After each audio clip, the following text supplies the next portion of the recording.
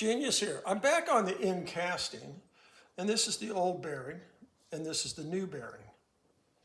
On the new bearing, I chamfered it like an Edison Triumph with this instead of squared off like that.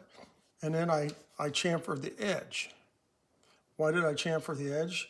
Because this bearing right here on the end plate of the spring barrel runs right there like that. So when the shaft comes through and you put this in, you can see now that when you drop a little bit of oil, it'll go down in here, not because the other one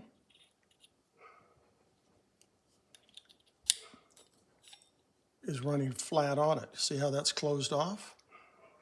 This way, it'll have less drag on the bearing, we'll have less surface. So we have this big surface here running against the end plate.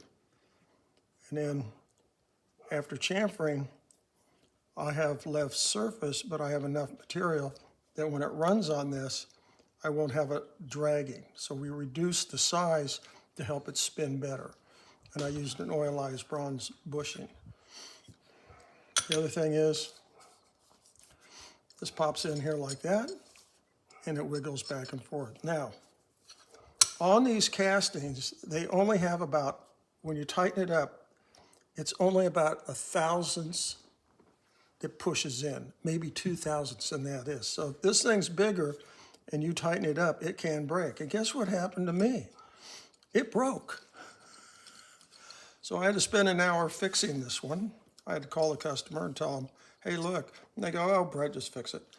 So we can see the crack right here, right through there. So what you do is I cut a piece of thin copper. Brass? This is copper. That's copper? Yeah, Okay. and I got it to go through the hole right here. Through the crack? Through the crack. So I put this in. So you have to work with me here.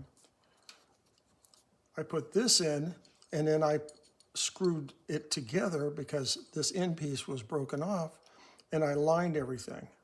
And then I just locked it down, and I brazed it up, ground it down, and fixed the crack. And 100 years ago, I used to be a marine hull ship repairman as a welder, and you can see I got great penetration in here all the way through on the crack. And then I just cleaned everything up. And this is how you do it to fix things. Everything is repairable. Remember that on restorations? Everything is repairable, and that's my tip for the day.